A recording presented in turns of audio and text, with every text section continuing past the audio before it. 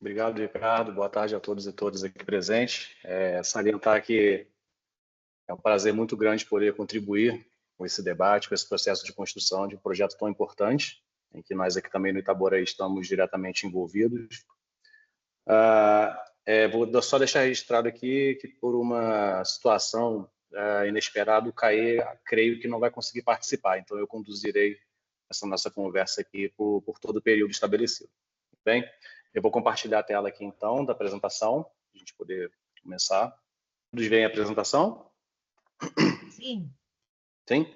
Sim, Bruno. Bom, então, falar um pouquinho sobre o mapeamento e cartografia participativa. A minha fala, ela tenderá a complementar e duplicar muitas coisas que o Ricardo já apresentou, até por uma questão de natureza, né, de objetivo. Quando a gente aborda a cartografia participativa, ela apresenta alguns aspectos que, independente das abordagens, elas vão assumir um caráter e um objetivo que vai amarrar todas as questões relacionadas a isso. Então, eu dividi aqui nossa apresentação, inicialmente, para abordar alguns conceitos básicos de cartografia, falando sobre escala geográfica, escala cartográfica, dados primários e secundários e aplicações práticas, principalmente naquilo que nós temos feito aqui no Fórum Itaboraí, já caindo para a parte de mapeamento e cartografia participativa, apresentando algumas experiências que a gente vem desenvolvendo aqui no município de Petrópolis, mas não somente. E, por fim, algumas questões relacionadas a elementos fundamentais do mapa, que surge como necessidade quando a gente pensa a cartografia participativa enquanto um processo de aquisição, na verdade, não somente de aquisição, mas de construção desses dados dentro dos territórios com as comunidades, mas esse mapeamento ele gera um produto cartográfico propriamente dito, e a gente vai tentar abordar aqui algumas questões que não podem faltar na hora da geração desse produto, enquanto um mapa. Bom, para começar a falar um pouquinho sobre sistemas de coordenadas, nós temos os dados que são considerados espacializáveis e os não espacializáveis, ou seja, os dados espacializáveis são aqueles que possuem uma referência espacial na superfície terrestre, e essa referência espacial ela se dá a partir das coordenadas, latitude e longitude, quando nós trabalhamos com sistemas de coordenadas geográficas. Mas não existe somente o sistema de coordenadas geográficas, mas nós temos também os sistemas de coordenadas projetadas. Quando é que nós utilizamos uma e quando é que nós utilizamos outra? Quando a gente quer apenas identificar a localização das coisas, dos objetos sobre a superfície terrestre ou uma parte, um recorte dela, nós podemos muito bem lançar a mão do sistema de coordenadas geográficas. Mas quando nós estamos pensando em estabelecer distâncias, calcular áreas, e nós precisamos utilizar, então, as coordenadas projetadas, ou superfície plana, né? Enquanto as coordenadas geográficas estão dispostas, então, a partir da latitude e longitude, tendo como referência a linha do Equador e o meridiano de Greenwich, nas coordenadas projetadas, a gente tem um plano cartesiano, né? Então, essas coordenadas estão dispostas através dos eixos X e Y.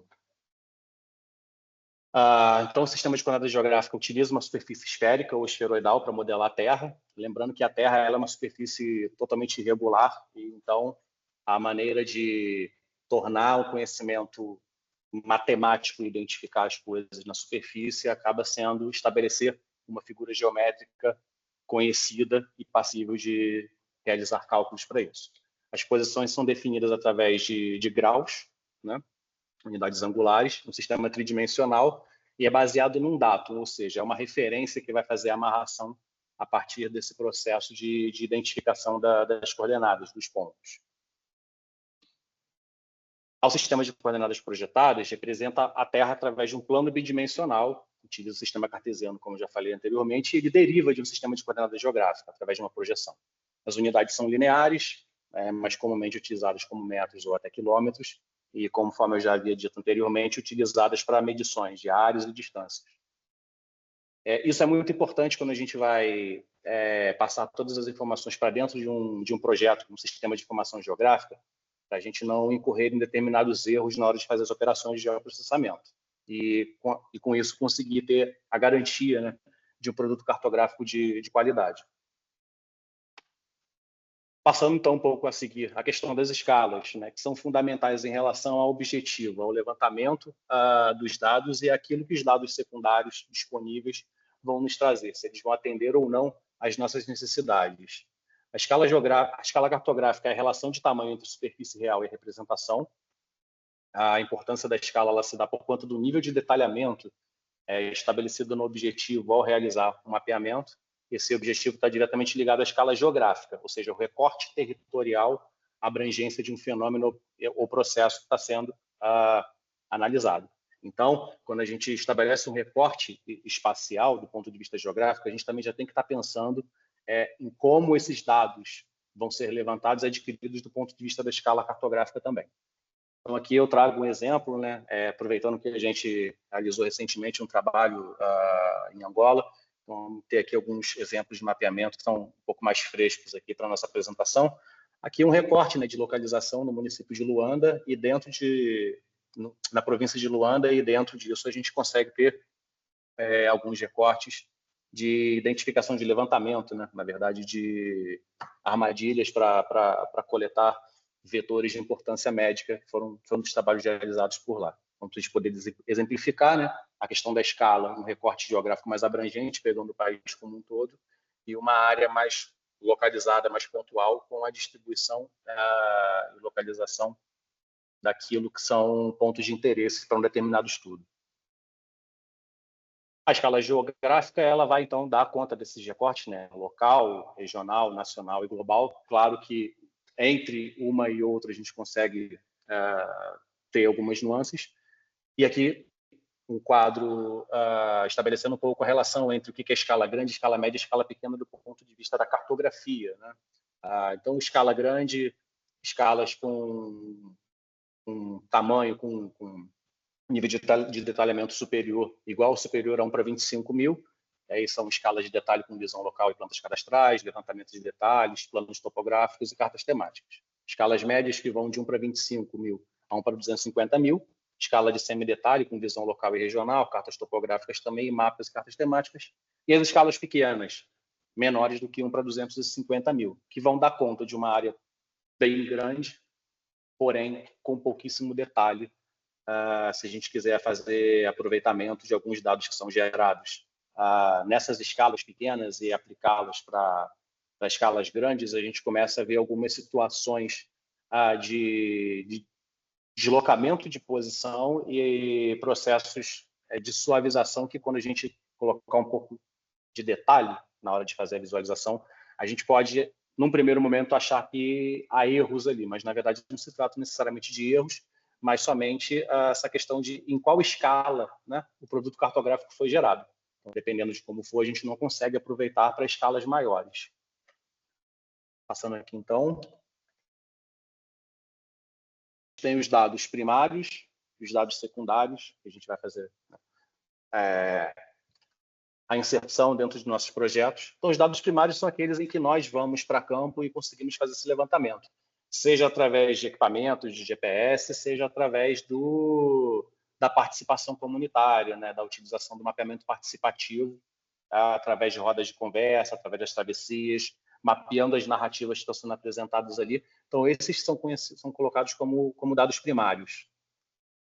E nós temos os dados secundários, que são aqueles dados que estão disponíveis pelas instituições de pesquisa, pelos órgãos oficiais de planejamento, enfim, passando por levantamentos ambientais, climáticos, questões de relevo, hidrografia. Então, a gente acaba se apropriando desses dados para a gente fazer o início de um projeto. É claro que, até pela natureza da escala, e geralmente essas escalas geográficas que geram esses dados secundários acabam sendo mais amplas, e aí há necessidade da gente fazer uma espécie de refinamento, né? De conseguir, se a gente quer trabalhar numa escala local, a gente precisa, então, lançar a mão de dados que são levantados localmente. Como é que a gente pode representar, então, as diferentes percepções sobre o território, né? Então, dentro dessa questão da cartografia, aqui no Itaboraí, a gente costuma tratar, né, abordar que a cartografia tradicional ela vai lidar de uma maneira mais diretamente com os dados quantitativos, enquanto a cartografia participativa ela vai lidar mais com os dados qualitativos, e nessa situação a gente vai ter diversas escalas geográficas e atores sociais participando do processo, desde as instituições, né, formais, que que controlam, que conduzem, né, as decisões dentro dos territórios, dentro das mais diversas escalas dos territórios, como, por exemplo, no município, estado, no país, passando até pela questão dos levantamentos locais. Aqui, então, um exemplo de aplicação da cartografia tradicional. A gente tem aqui o recorte de uma determinada área daqui de Petrópolis, os seus setores censitários, dados quantitativos, levantamento aqui, então, à época que a gente fez esse slide aqui, ainda não tínhamos os dados do censo mais recente, os dados de 2022 que foram liberados, então aqui os dados de 2010, e a escala mínima que a gente tem é dos setores censitários, que ainda não dão conta, por exemplo, da gente conseguir chegar a determinadas situações de intervenção. Aqui no nosso caso, com questões relacionadas à saúde, mais diretamente, mas também podendo passar pelas questões de identificação de zonas, de áreas de vulnerabilidade socioambiental mais pontuais, em que você tem que fazer uma intervenção mais objetiva.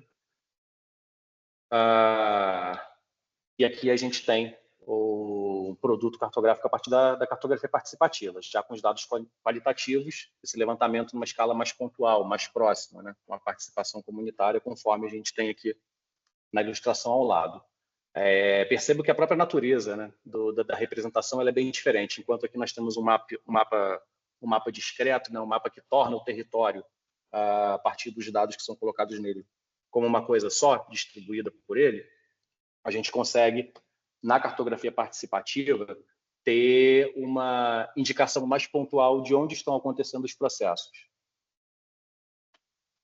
Aqui um exemplo de utilização de fontes secundárias que a gente fez aqui a partir do mapeamento da Covid em Petrópolis, todo o processo, conseguindo identificar ao longo de todo um recorte temporal qual foi a área de maior persistência da doença, e assim a gente conseguiu sugerir algumas tomadas de decisão que tange a política pública de saúde. E aqui a geração de pontos a partir desses dados secundários de registros de Covid, mas também cruzando com o levantamento participativo. Entendendo que os dados secundários apresentam essa limitação de escala e alguns vícios até quando a gente vai fazer o processo de geocodificação a partir dos endereços que são fornecidos por registros, né, por notificações de algum tipo de doença, a gente chegou à necessidade de entender dentro do território, dentro de um recorte mais específico, por exemplo, uma área de cobertura de estratégia de saúde da família, onde essas situações estavam efetivamente acontecendo. Então, a partir disso, a gente conseguiu apurar um pouco mais, refinar esses dados dentro dos territórios, dentro das ruas, dentro das vilas, e identificar onde haveria possibilidade de maior intervenção direta por parte das equipes de saúde. Aqui um exemplo de mapa de potencialidades identificadas a partir da cartografia participativa em um dos territórios de atuação nossa aqui no Itaboraí, localidade chamada Sargento Buening. Então, aqui a gente consegue pontuar, né, as potencialidades a partir do discurso da população, a partir da participação efetiva, a construção e a identificação dessas áreas de potencialidades estabelecidas por eles, assim como também a gente consegue identificar as áreas de maior vulnerabilidade apontadas por eles. Novamente, aproveitando um pouco da fala do Ricardo, esses dados levantados pontualmente e a partir da cartografia participativa, eles vêm justamente para conseguir refinar, né? Para conseguir localizar especificamente onde estão as questões mais problemáticas, mas, sobretudo, onde estão as questões mais problemáticas do território, sob a perspectiva de quem vive aquele território e quem é afetado diretamente por estas situações, que muitas vezes mapeamentos em escalas menores, do ponto de vista cartográfico, acabam não dando conta. Aqui, então, mais um exemplo que a gente consegue chegar no nível de uma quadra dentro de um determinado território. Então, a gente consegue descer, né, o recorte, dar o zoom, né, chegar num nível de detalhe que a gente consegue se apropriar e construir de maneira conjunta com as comunidades onde é que estão essas potencialidades e fragilidades. Aí a cartografia participativa no contexto do diagnóstico rápido participativo, como é que ela se dá, né? partir. Então, novamente, algumas informações que, né, vão acabar se repetindo em relação ao método. Mapeamento através das travessias territoriais que nós fazemos, mapeamento a partir das rodas de conversa e grupos focais, são práticas que nós adotamos de maneira muito intensa aqui. E as devolutivas das diferentes representações territoriais para as comunidades. Então, há necessidade de um processo de validação constante, né? Enquanto a gente participa, constrói junto com eles, a gente, enquanto técnico, acaba tendo um direcionamento, uma visão dentro do escritório quando a gente vai pegar esses dados todos.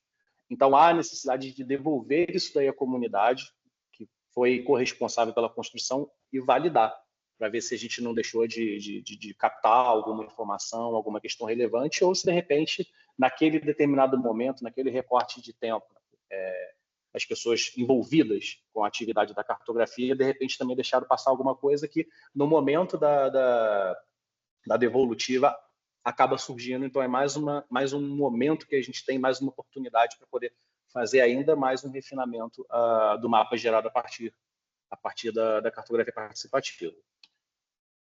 Trazer aqui um pouco também da experiência de territorialização na comunidade Oswaldo Cruz, aqui em Petrópolis. A gente utilizou a cartografia participativa para fazer uma proposta de territorialização de atuação de uma unidade que ainda surgiria, que ainda seria construída nessa localidade. Algo que para a gente foi bastante inovador, porque na nossa experiência, aqui na nossa trajetória, a gente sempre esteve muito acostumado a lidar com os territórios, mas a partir de recortes que já haviam sido estabelecidos.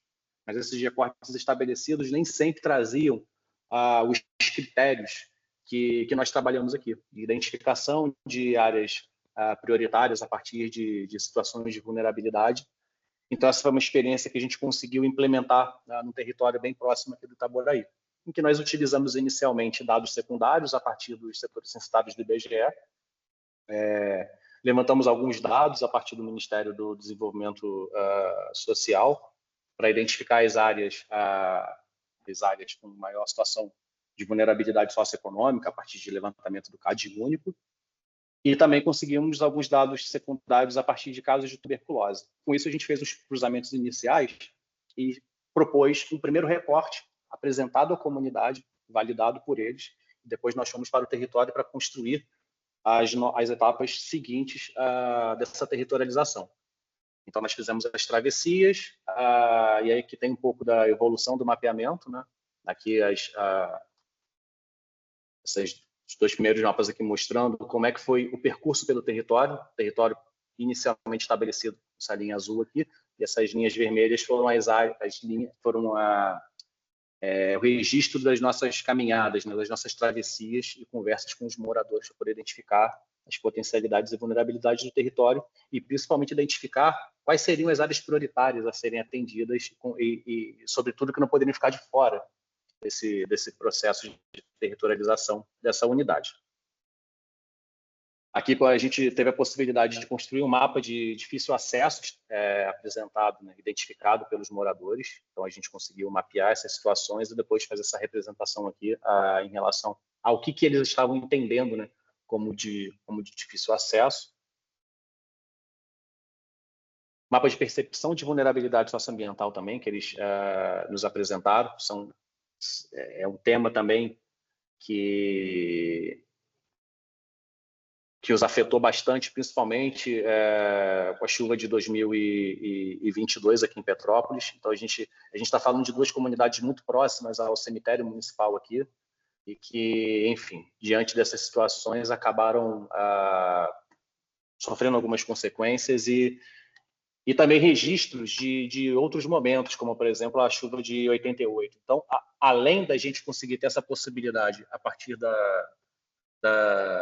das ferramentas do DRP, da cartografia participativa, de identificar naquele momento aquilo que ainda estava muito latente, muito recente em termos de evento, a gente também tem essa possibilidade de resgatar a memória de determinadas ocorrências dentro dos territórios. Aqui também, né, a questão das potencialidades, que são elementos fundamentais para a gente poder trabalhar a coesão dentro desse território e fazer mobilização comunitária. E aí, nesse processo, como é que a gente, do ponto de vista das geotecnologias, como é que a gente se apropria desses dados que são construídos, levantados juntamente com as populações. A gente tem algumas ferramentas que a gente utiliza preferencialmente para a coleta de dados em campo e de baixa complexidade de manuseio, ou seja, bem fáceis, né, da gente conseguir trabalhar com os técnicos de campo para poder fazer o levantamento, que é o Google Earth, no aplicativo de celular, e o SW Maps também. A vantagem do SW Maps em relação ao Google Earth é que, por exemplo, ele consegue fazer esse trabalho offline, que é uma limitação que o Google Earth apresenta. A gente também tem as ferramentas de baixa complexidade de manuseio para tratamento e refinamento de dados obtidos, o Google Earth e o Google My Maps, mas com muitas limitações. Eles são ferramentas principalmente voltadas para a questão da apresentação, e as ferramentas de alta complexidade de manuseio para tratamento e refinamento. Aí a gente está falando dos CIGs, né? Aí que o ArcGIS e o QuantumGIS que são as ferramentas mais conhecidas e mais trabalhadas. Aqui está uma ilustração da interface das duas ferramentas de coleta de informações em campo, mas nós também temos a maneira que nós chamamos de artesanal de fazer o levantamento desses dados, né? Então, a gente parte também da impressão de imagens de satélite ou, enfim, de mapas base, né, com fundo branco, para poder somente identificar como é que estão as áreas dentro daquele território. E aí, a partir disso, a gente vai para as rodas de conversa, para as entrevistas, para atividades direcionadas em relação à cartografia. O mapa falado, o levantamento de informações narradas por moradores buscando anotar as referências informadas por eles, para depois a gente conseguir fazer esse mapeamento também, essa identificação, essa correspondência, né, com os sistemas de localização. E os mapas afetivos, né, uma construção artesanal que busca envolver os comunitários a partir de alguma atividade lúdica, onde eles se localizam e reconhecem no seu território a partir do mapa. Essa estratégia ela é muito interessante, principalmente quando a gente quer fazer uma aproximação com um público mais velho, e principalmente com aquelas pessoas que olham para o mapa, né, como para uma imagem de satélite impressa, e a primeira sensação que eles têm é de eu não consigo contribuir, eu não consigo construir a partir de um documento como esse. Muitas pessoas têm muita dificuldade de fazer a leitura, né, a identificação, de olhar para uma imagem de satélite, e acabam se sentindo um pouco mais à vontade com essas abordagens mais lúdicas. Vou mostrar aqui para vocês. Então, a gente tem aqui o exemplo de um uso de imagem de satélite com um público mais jovem, fazendo o levantamento, né, dos dados no determinado território, aqui no canto superior esquerdo, e a nossa direita aqui, no canto inferior, é essa abordagem mais lúdica, né? Aqui nós tivemos os nossos companheiros Caê, né, o geógrafo, e a Marina, que é assistente social que trabalha conosco, e fizeram uma abordagem muito interessante no território do Sargento Buening, a partir da confecção de bonecas a Bayomi. Enquanto, né, desenharam num pano o arruamento daquele território e foram para um determinado local de grande circulação de pessoas e conseguiram, à medida que as pessoas iam construindo as suas bonecas, que foi essa artesania que a Marina acabou passando para eles, eles conseguiam contar um pouco da sua história de vínculo com aquele território, e não somente contar a história do vínculo, mas colocar no território, né, os lugares onde eles se sentiam mais afeiçoados, mas que também, por algum motivo, por algum incidente, aquela porção do território gerou algum tipo de impacto a partir de um evento. Então, essa é uma abordagem lúdica muito interessante que a gente também faz para conseguir construir, né, essas informações dentro do território.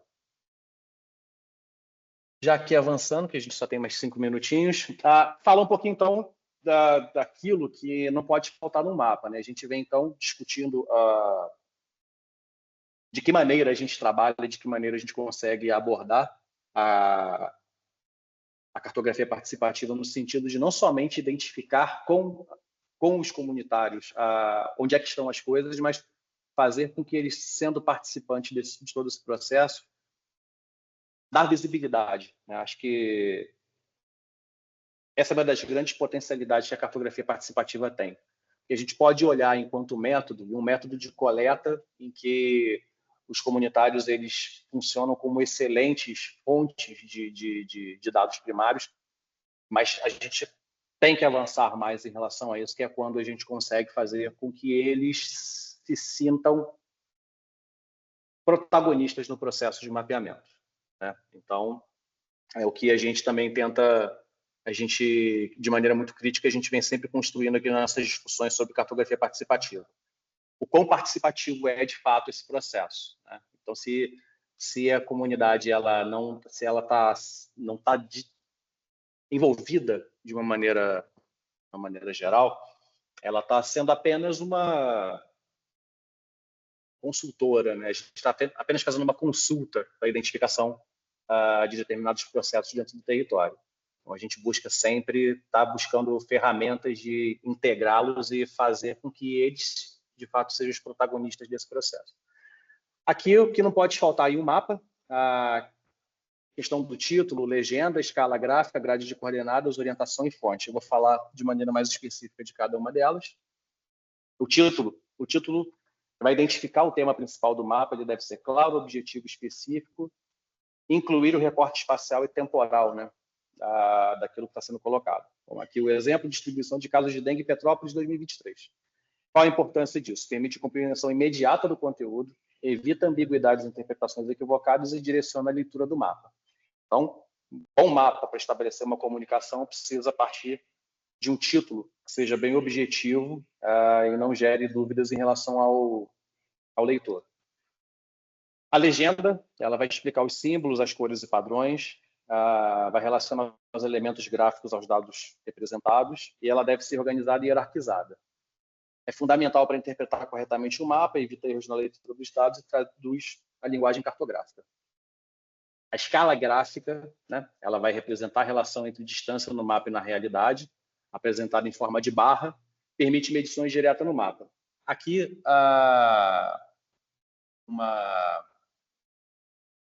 chamar um pouco a atenção, porque é muito comum a gente ver na elaboração de mapas a escala numérica. Por que a escala numérica ela não está sendo colocada aqui, sim a escala gráfica? Porque quando a gente faz algum tipo de alteração de tamanho, a gente já mudou a escala cartográfica daquele produto. E aí, uma vez que a gente estabelece que aquela escala ela está presa a partir de uma escrita, como, por exemplo, a escala 1 para 10 mil, e você faz algum tipo de ajuste de tamanho no documento cartográfico, aquela escala ela já não é mais 1 para 10 mil. Mas a gente consegue garantir essa relação quando a gente coloca essa escala gráfica, porque independente do redimensionamento, a gente vai manter ali salvaguardadas as proporções que foram estabelecidas por este elemento. Essencial para análise espacial, permite calcular distâncias reais e mantém a validade mesmo após redimensionamento, como eu falei. Grade de coordenadas, que é um elemento que também não pode faltar, conjunto de linhas de latitude ou longitude, ou em sistema de coordenado TM, permite a localização precisa no espaço, pode ser explícita com as linhas ou implícita, somente as marcas e a indicação dessas coordenadas. Ela é fundamental para o georreferenciamento, permite integração com o SIG e base para a coleta e análise de dados espaciais. Orientação, também não pode faltar, indica a direção do norte, e isso norte por convenção, mas hoje em dia cada vez mais há uma discussão sobre não ser o norte, enfim, ser o sul, aí não vou me aprofundar nisso. Representada por seta rosa dos ventos e pode indicar o norte geográfico ou magnético. Permite a orientação espacial do leitor, facilita a interpretação de direções e deslocamentos, essencial em mapas de navegação e campo. A fonte, indicar a origem dos dados, podendo incluir ali as instituições, apresentando data, metodologia, sistema de referência e projeção. Garante credibilidade ao mapa, permite verificação e reprodução dos dados e é fundamental para o uso científico e institucional. Mapa de localização. Não é um elemento obrigatório, é opcional, mas é recomendado, né? Também chamado de mapa de situação. Representa uma área maior para contextualizar o mapa principal, geralmente aparece em tamanho reduzido no canto do mapa, destaca a localização de uma área de estudo em contexto mais amplo, facilita a compreensão espacial, especialmente em áreas pouco conhecidas, oferece contexto geográfico ao leitor, evita desorientação, principalmente em relação a mapas temáticos detalhados, muito utilizado em mapas de saúde pública, planejamento territorial e estudos ambientais. Aqui um exemplo, né, de um mapa com todos esses elementos, né? O título, as grades de coordenadas, a legenda, e a fonte aqui também de todos os dados. Então,